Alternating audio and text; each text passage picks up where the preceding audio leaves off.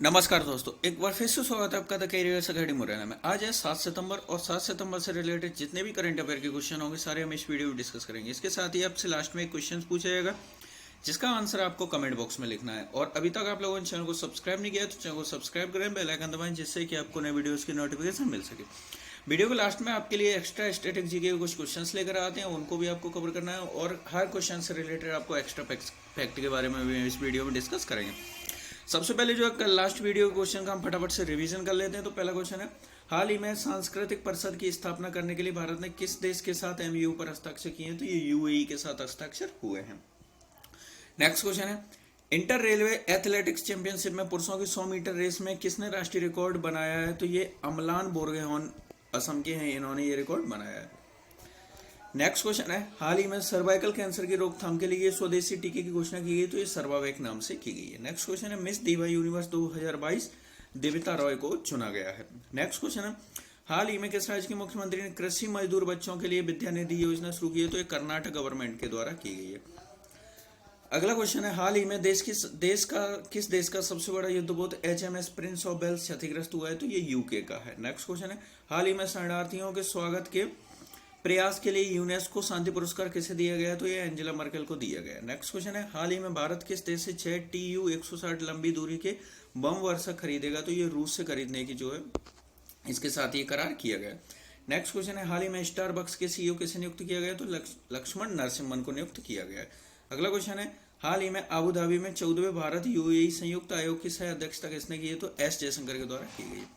अब आपका आज का करंट अफेयर शुरू करते हैं। पहला क्वेश्चन है, हाल ही में पुण्यकोटि दत्तू योजना का ब्रांड एम्बेसडर किसे नियुक्त किया गया? किसे किया गया? Option Saurabh Ganguly, Kichcha Sudeep, Jasprit Bumrah, AR Rahman. तो क्वेश्चन नंबर 1 का राइट आंसर ये किया गया किच्चा सुदीप को। किसको किया गया? किच्चा सुदीप को नियुक्त किया गया। कुछ और भी नियुक्त हुए हैं, तो जैसे ड्रीम सेट को के ब्रांड एम्बेसडर सौरभ गांगुली है, फैन कोड के ब्रांड एम्बेसडर अभी शास्त्री है, इंडो यूके कल्चर प्लेटफॉर्म के ब्रांड एम्बेसडर AR रहमान है, रिलायंस रिटेल ने परफॉर्मेंस के लिए जसप्रीत बुमराह को ब्रांड एम्बेसडर नियुक्त किया। नेक्स्ट क्वेश्चन देखते हैं, हाल ही में मलेशियाई शतरंज प्रतियोगिता में अनुष्का बयानी ने कौन सा मेडल जीता है? गोल्ड, सिल्वर, ब्रॉन्ज, इनमें से कोई नहीं। तो क्वेश्चन नंबर 2 का राइट आंसर है, इन्होंने गोल्ड मेडल जीता है। किसने कौन सा जीता है? मलेशियाई शतरंज प्रतियोगिता में अनुष्का बयानी ने गोल्ड मेडल जीता है। क्वेश्चन नंबर 3 देखते हैं, हाल ही में अवर ग्रेट नेशनल पार्क डॉक्यूमेंट्री में आवाज देने के लिए एमी पुरस्कार किसे दिया गया? किसे दिया गया? Volodymyr Zelensky, Angela Merkel, Narendra Modi, Barack Obama. Question number 3 का राइट आंसर है, ये दिया गया बराक ओबामा को। जो अमेरिका के जो पूर्व राष्ट्रपति थे इनको ये दिया गया है। अब कुछ और पुरस्कार दिए गए, तो जैसे जो यूक्रेन के राष्ट्रपति वोलोडिमिर जेलेंस्की को ब्रिटेन द्वारा विंस्टन चर्चिल अवार्ड दिया गया इनके साहस के लिए। प्रधानमंत्री नरेंद्र मोदी को लता दीनानाथ पुरस्कार से सम्मानित किया गया। एंजेला मर्केल को शरणार्थियों के स्वागत के प्रयास के लिए यूनेस्को शांति पुरस्कार से सम्मानित किया गया है।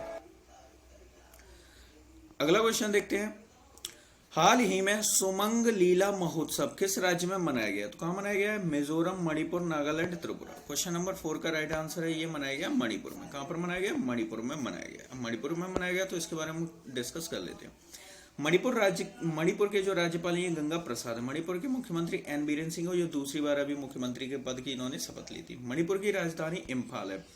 तामेंगलोंग संतरा जो मणिपुर का, इसको GI टैग दिया गया। मणिपुर का जो लोक नृत्य है मणिपुरी है। तैरता हुआ अभ्यारण्य केवल लामजाओ जो मणिपुर में स्थित है। गो टू हिल्स 2.0 अभियान की शुरुआत मणिपुर में की गई थी। नेक्स्ट क्वेश्चन देखते हैं, हाल ही में 2022 डच F1 ग्रैंड प्रिक्स किसने जीता है? ऑप्शन है Sergio Perez, Lewis Hamilton, Max Verstappen, इनमें से कोई नहीं। तो क्वेश्चन नंबर 5 का राइट आंसर है, मैक्स वर्स्टेपन ने जो है डच F1 ग्रैंड प्रिक्स 2022 का खिताब जीता है। नेक्स्ट क्वेश्चन देखते हैं, हाल ही में रुपे क्रेडिट कार्ड लॉन्च करने के लिए किस बैंक ने NPCI के साथ समझौता किया है? किसने किया? SBI, HDFC, ICICI, axis bank. तो इस क्वेश्चन का राइट आंसर ये किया है ICICI बैंक के द्वारा ये समझौता किया गया। ICICI का फुल फॉर्म देख लेते हैं, industrial credit and investment corporation of India. ICICI bank की स्थापना 5 जनवरी 1994 को हुई थी। इसका मुख्यालय बड़ौदा गुजरात में स्थित है और इसके वर्तमान में CEO संदीप बख्शी है। नेक्स्ट क्वेश्चन देखते हैं, हाल ही में IMF के अनुसार विश्व की 5वीं सबसे बड़ी अर्थव्यवस्था कौन बन गई है? अमेरिका, चीन, Japan, Germany. Question number 7, I'm sorry इसमें ऑप्शन ही नहीं दे पाए हैं। देखिए यहाँ पर जो अपना देश जो भारत है, अपना देश भारत है, ये पांचवी सबसे बड़ी अर्थव्यवस्था बन गई है विश्व की। देखिए ये किससे आगे निकली है, तो पहले 5वें नंबर पर ब्रिटेन था। कौन था? ब्रिटेन था। तो ब्रिटेन को पीछे छोड़ करके भारत 5वां हो गया और ब्रिटेन अब 6वां हो गया। कौन सा हो गया? 6वां हो गया। और टॉप 4 की बात करें तो स्टार्टिंग की है, अमेरिका फर्स्ट पर है, चीन सेकेंड है, जापान थर्ड है और जर्मनी 4th नंबर पर, और भारत इसमें 5th नंबर पर पहुंच गया है। अब आईएमएफ के द्वारा आईएमएफ के अनुसार, मतलब आईएमएफ की रिपोर्ट के अनुसार ये 5वां बनाया। तो आईएमएफ के बारे में भी हम डिस्कस कर लेते हैं। आईएमएफ की सबसे पहले फुल फॉर्म बनती है इंटरनेशनल मॉनेटरी फंड, हिंदी में इसको बोलते हैं अंतर्राष्ट्रीय मुद्रा कोष। इसका मुख्यालय वॉशिंगटन डीसी अमेरिका में स्थित है। कहां पर स्थित है? अमेरिका के वॉशिंगटन डीसी में स्थित है। इसके साथ ही अमेरिका के वॉशिंगटन डीसी में तो स्थित है। इसके साथ ही हम और इसके अध्यक्ष की बात करें तो इसके जो अध्यक्ष हैं ये हैं क्रिस्टालिना जॉर्जीवा। कौन है? क्रिस्टालिना जॉर्जीवा इसकी वर्तमान में चीफ है आईएमएफ की।